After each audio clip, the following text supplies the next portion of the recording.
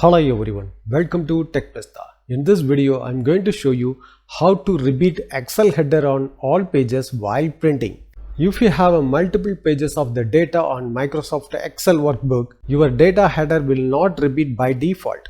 For example, when you prepare more than 100 pages of Excel sheet data, you have added only a header on the first page. But while printing the Excel sheet without a header, you cannot know about the data columns detail on other pages. So you have to add the header for all pages. This is a tedious process for everyone. So how can you automatically add the header for all pages while printing? Let's learn how you can do this.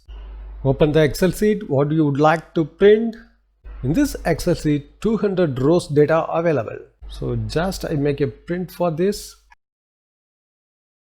See the workbook for 5 pages to print, but the first page only the header displayed. The second page header is not displayed. Up to 5 pages header is not displayed. While printing this, the header will not displayed. So how can you add the header for all of the 5 pages? Go back, go to page layout.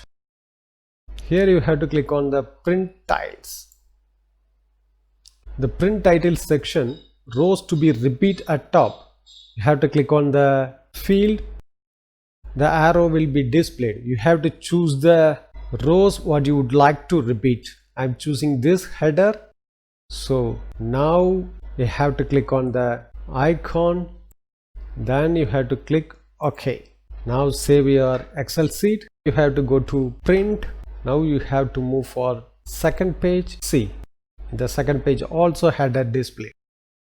You can move up to 5 pages, up to 5th page also header displayed. You can make it print. I'm choosing the PDF file, so make it print. Open the PDF file. Now you can check it. All pages has displayed the header. Thanks for watching this video. If you would like to more informative video, subscribe this channel. If you like this video, don't forget to touch the like button.